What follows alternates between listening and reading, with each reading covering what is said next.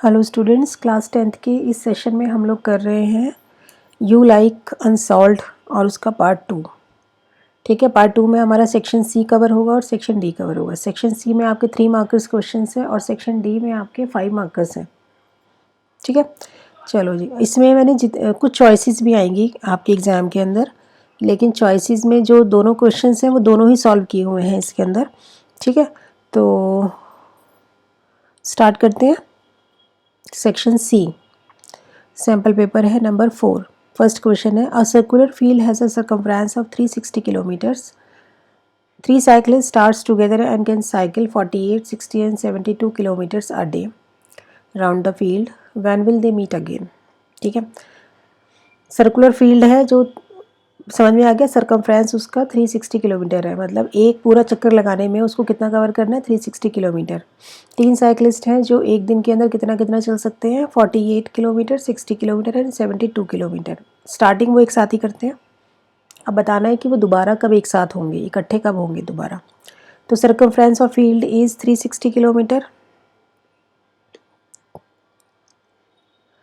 ठीक है, सरकमफ्रेंस आ गया आपका 360।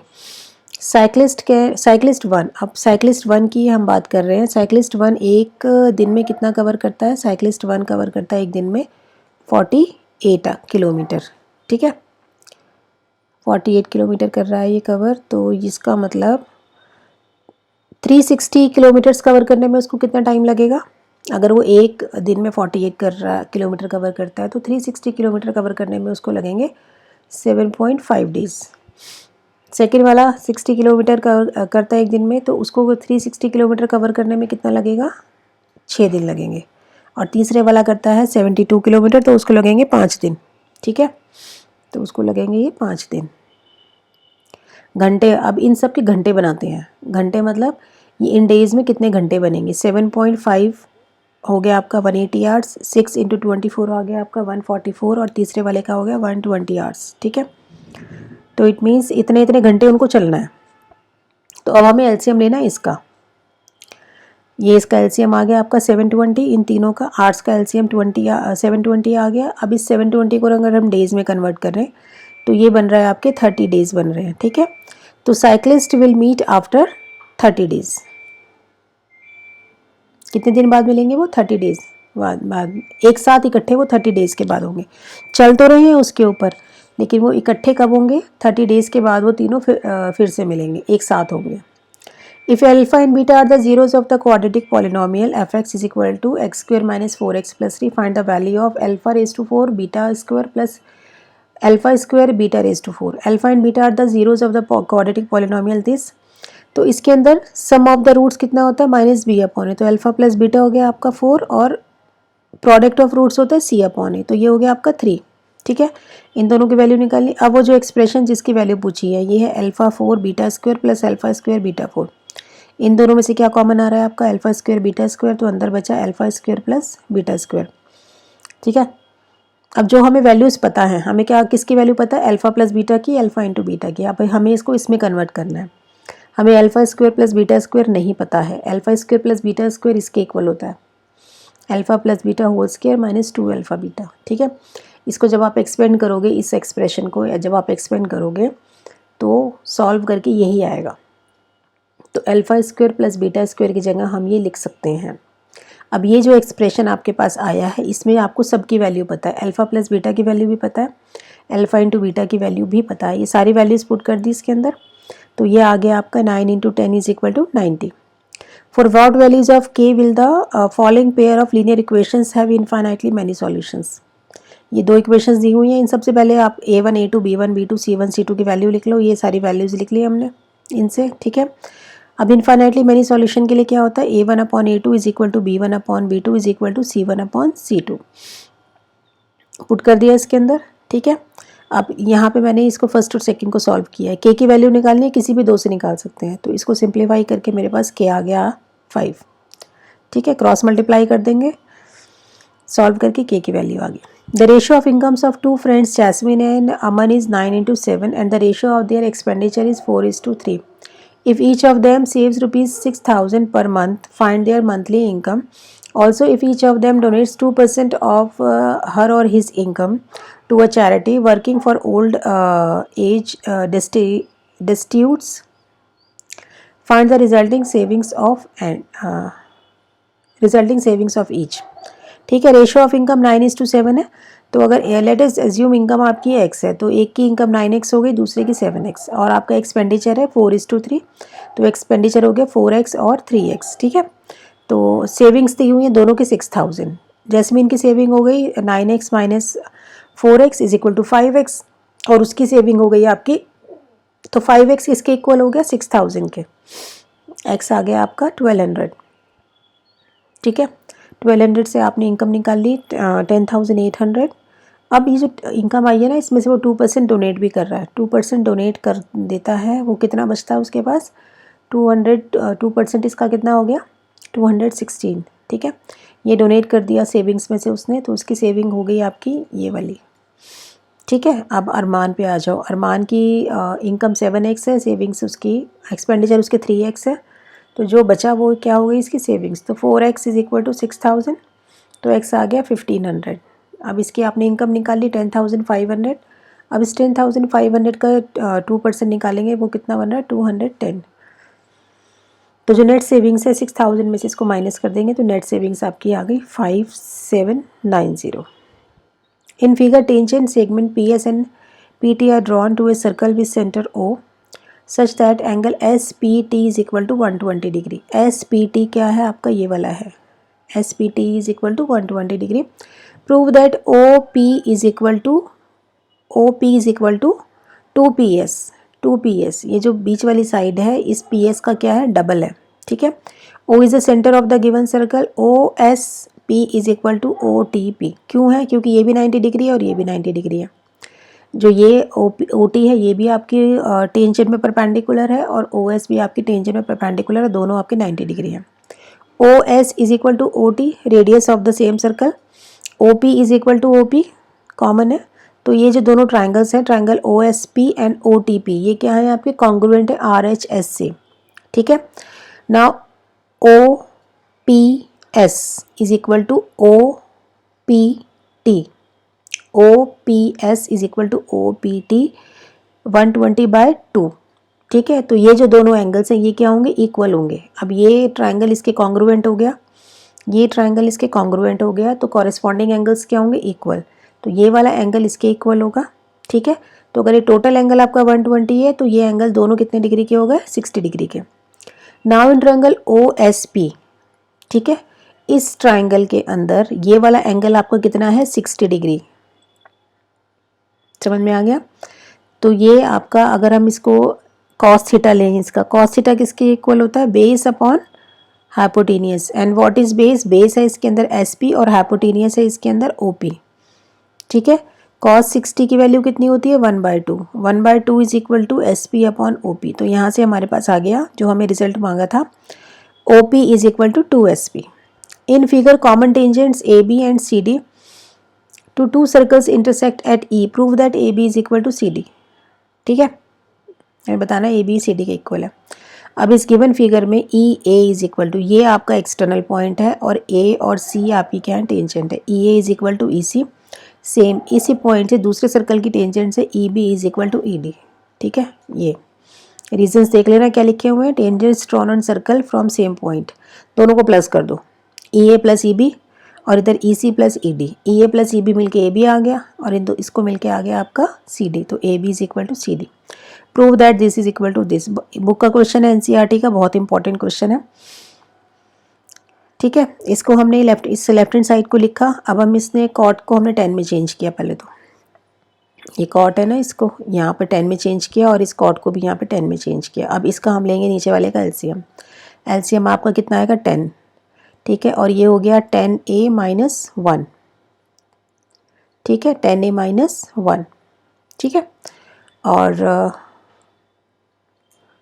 ये ऊपर आके जाके हो जाएगा आपका 10 स्क्वायर A, जो डिनोमिनेटर था ना वो ऊपर जाके हो जाएगा 10 स्क्वायर A। ठीक है, यहाँ पर ये स्क्वायर नहीं आएगा। ठीक है, 10a upon 10a minus 1 upon 10a, ठीक है, ये हो गया। तो ये 10a ऊपर जाके 10 स्क्वायर हो गया। सेम यहाँ पर ये आपका जो 10a है ये नीचे चला गया। एलसीएम लेंगे इसका, एलसीएम लेंगे तो आपके पास एलसीएम आएगा आपका ये,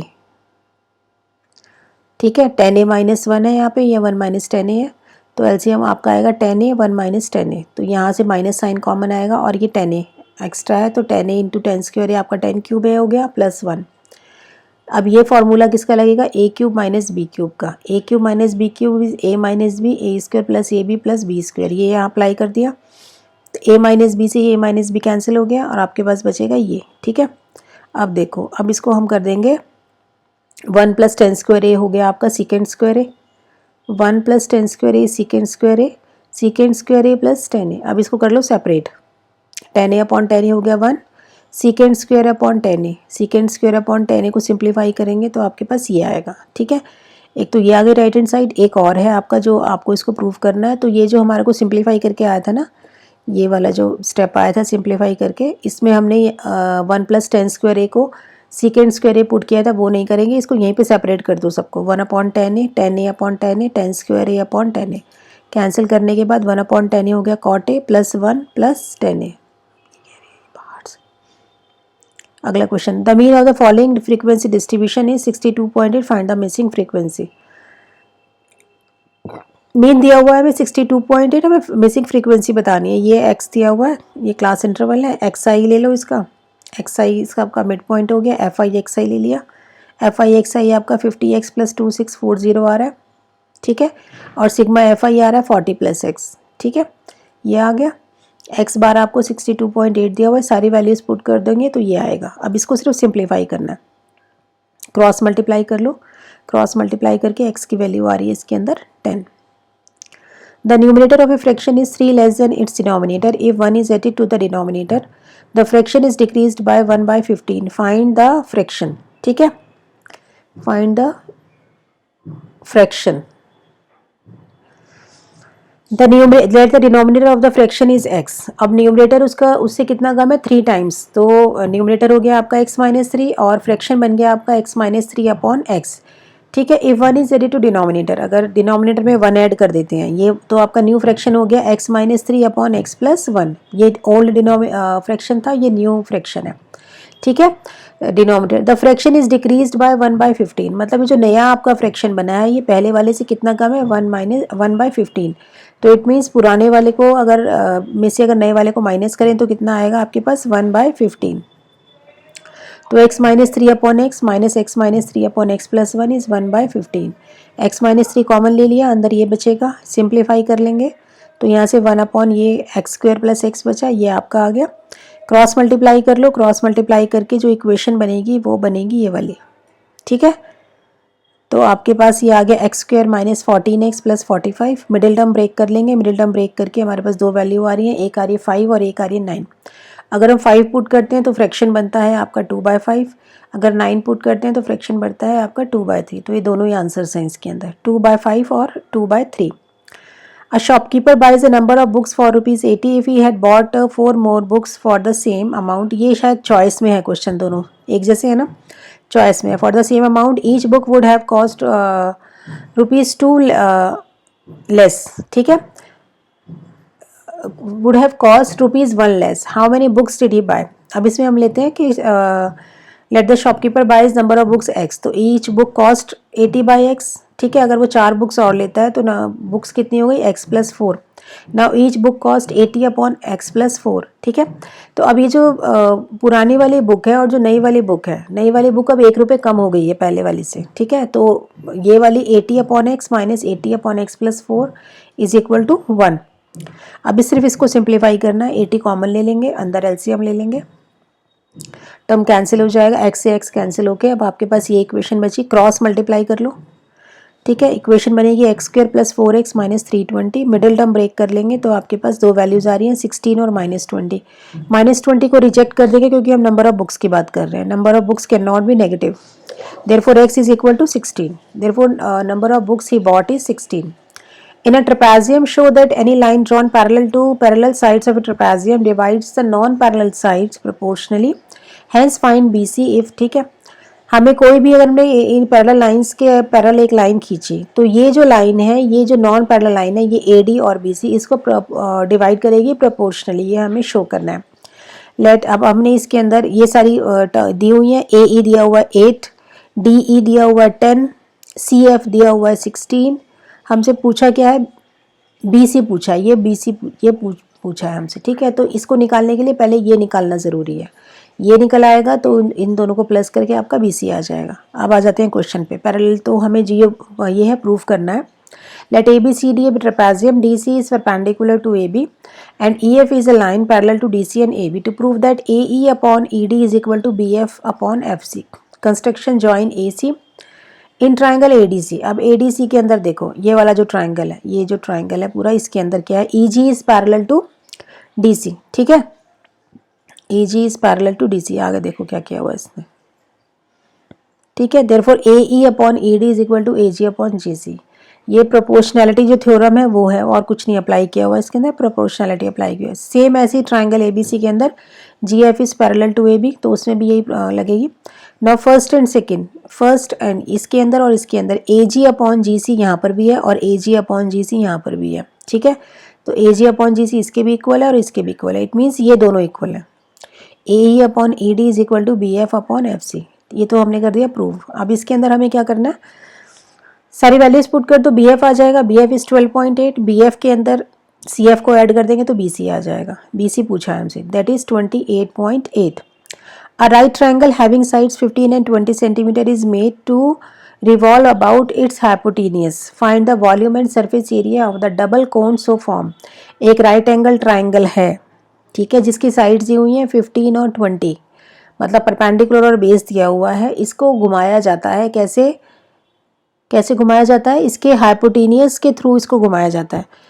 रिवॉल्व अबाउट इट्स हाइपोटेनियस, इसको घुमाते हैं तो एक कोन बनेगा ऊपर बड़ा और एक कोन बनेगा नीचे, ठीक है, डबल कोन। अब इन दोनों का ही हमें क्या निकालना है, वॉल्यूम भी निकालना है और सरफेस एरिया भी निकालना है। Let ABC with the right angle triangle.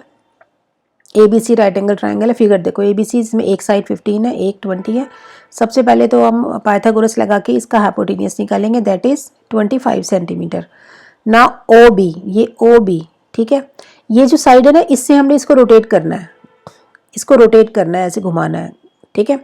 घुमाएंगे तो ये यहाँ पे, जहाँ इस पॉइंट से घुमाएंगे A से, तो यहाँ पे हमने परपेंडिकुलर ड्रॉ किया तो एक ये पॉइंट आया O से B और O से A को हमने एज्यूम करना है। OB is equal to X and OY is equal to OA is equal to Y, ये ले लिया, ठीक है।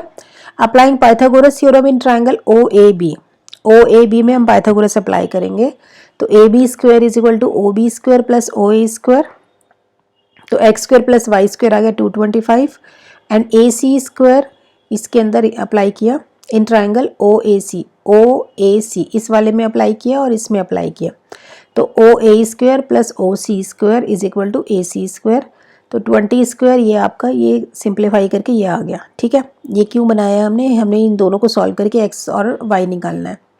दो इक्वेशंस आ गई, एक ये 1 ये आ गई और 2 ये आ गई। इन दोनों को सॉल्व करना है आपस में, सब्ट्रैक्ट कर दिया, सब्ट्रैक्ट करके हमारे पास x आ गया 9, x की वैल्यू किसी में भी पुट कर दो, फर्स्ट में या सेकंड में, y आ गया 12, ठीक है। OA is 12 and OB is equal to 9, ठीक है। Volume of the double cone, volume of, अब कोन कौन कौन से बनेंगे इसके अंदर, एक नीचे बनेगा एक ऊपर बनेगा, ठीक है।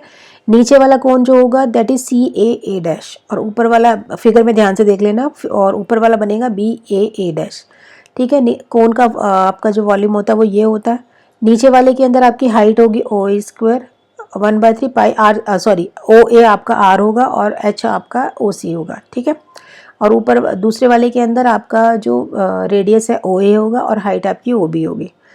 दोनों को प्लस कर देंगे। अब इन दोनों में कुछ चीज़ें कॉमन है, 1/3 कॉमन है, पाई कॉमन है और OA स्क्वायर कॉमन है, तो बचा क्या, OC प्लस OB। ये सारी वैल्यूज पुट कर देंगे OC और OB, तो हमारे पास वॉल्यूम आ गया 3768 क्यूबिक सेंटीमीटर। सरफेस एरिया निकालने के लिए क्या करना होता है, πr/l, ठीक है। आर आपका ओ ए है, एल आपका ए सी है इसके अंदर, और यहाँ पर आर ओ ए है और एल आपका ए बी है। ये सारी वैल्यूज़ पुट कर दो तो आपका सरफेस एरिया आ गया 1318.8 square centimetre. A wooden article was made by scooping out a hemisphere from one end of a cylinder and a cone from the other end, as shown in the figure. If the height of the cylinder is 40 centimeter, radius of the cylinder is 7 centimeter, and height of the cone is 24 centimeter, then find the volume and total surface area of the article. इसको निकालना है, ये निकाल दिया, एक तरफ से कोन निकाल दिया, एक तरफ से स्फीयर निकाल दिया। Volume of the article is volume of the cylinder minus volume of cone plus volume of hemisphere. ये दोनों का आपने माइनस करने हैं, कोन का भी माइनस करना है और हेमिस्फीयर का भी माइनस करना है। किस में से? सिलेंडर में से। ठीक है, सिलेंडर का क्या होता है हमारा volume pi r square h. तो ये सारी वैल्यूज पुट कर दी, सब कुछ दिया हुआ है, ये आ गया। Volume of cone, volume of hemisphere है आपका 2/3 पाई आर क्यूब, ये आ गया आपका 718.6। वॉल्यूम ऑफ कोन आ गया 1/3 pi r square h, that is equal to 1232 cubic centimetre. ये सब माइनस कर देंगे तो ये तो आ गया आपका, क्या आ गया, ये आपका वॉल्यूम आ गया। टोटल सरफेस एरिया क्या होगा? टोटल सरफेस एरिया के अंदर हमें सिलेंडर का सरफेस एरिया निकालना है, उसमें कोन के और हेमिस्फीयर के एरिया को प्लस करना है, इसको माइनस नहीं करना है, क्योंकि ये जगह खाली हो गई। अब इसको निकाल दिया ना तो ये जगह हो गई खाली। अगर मान लो इसको, इस पे मुझे पेंट करना पड़े तो मुझे पेंट किस चीज़ पे करना पड़ेगा? एक तो सिलेंडर के चारों तरफ पेंट करना पड़ेगा, एक इस हेमिस्फीयर के अंदर पेंट करना पड़ेगा। ठीक है, जो ये बाउल जैसी शेप बन गई है, और एक ऊपर जो कोन की शेप बन गई है इसमें पेंट करना पड़ेगा। तो अब सरफेस एरिया के अंदर अगर आपको सरफेस एरिया निकालना है तो आपको सिलेंडर में कोन का और हेमिस्फीयर का एरिया क्या करना है? प्लस करना है, इसको माइनस नहीं करना है। ठीक है, तो ये सारी चीज़ें आपने इसके अंदर कर्व सरफेस एरिया क्या होता है, कोन का क्या होता है pi r l, curve surface area cylinder का क्या होता है 2 पाई आर एच, और हेमिस्फीयर का क्या होता है 2 पाई आर स्क्वायर। ये सारी वैल्यू जिसमें सारी डायमेंशंस पुट करके आपके पास कर्व सरफेस एरिया ये आ गया 2618 square centimetre. The median of the following data is 525, find the volume of x and y, the total frequency is 100। ठीक है, मीडियन गिवन है हमें, एन दिया हुआ है हमें 100। ये मिसिंग फ्रीक्वेंसी वाले क्वेश्चंस बहुत आते हैं इसके अंदर, और स्पेशली सेक्शन डी में। ठीक है, ये हमें क्लास इंटरवल्स दिए हुए हैं, फ्रीक्वेंसीज दी हुई हैं, इसे सबसे पहले हम सी एफ ले लेंगे प्लस करके। एन दिया हुआ है 100, ठीक है, लेकिन हमारे पास इससे एन कितना आ रहा है 76 प्लस एक्स प्लस वाई, तो इसको सिंप्लीफाई कर लिया, एक्स प्लस वाई आ गया 24। मीडियन दी हुई है हमें इसके अंदर 525, तो किस क्लास इंटरवल में आएगी वो आएगी 500 to 600 में। ठीक है, तो एल हो गया 500, एच हो गया 100, एफ हो गया इसके अंदर 20, सी एफ जो होता है वो सी एफ हमेशा ये वाला है ना आपका इस क्लास इंटरवल। ठीक है, फ्रीक्वेंसी यही वाली लेंगे, सी एफ इससे पिछली वाली लेते हैं। सी एफ 36 प्लस एक्स हो गया और एन हो गया 100। इस फॉर्मूले में वैल्यूज पुट कर दो सारी, इस फॉर्मूले में वैल्यूज पुट कर दी, वैल्यूज पुट करके हमारे पास एक्स आ रहा है 9। अब ये जो 9 है ना, ये जो फर्स्ट इक्वेशन थी ना x plus y is equal 24, उसमें एक्स की वैल्यू पुट कर दो तो वाई आ गया आपके पास 15। तो मिसिंग फ्रीक्वेंसीज आ गई आपकी, x is equal to 9 and y is equal to 15। ठीक है, तो ये आपका हो गया कंप्लीट सैम्पल पेपर 4। ठीक है, ओके जी, थैंक यू।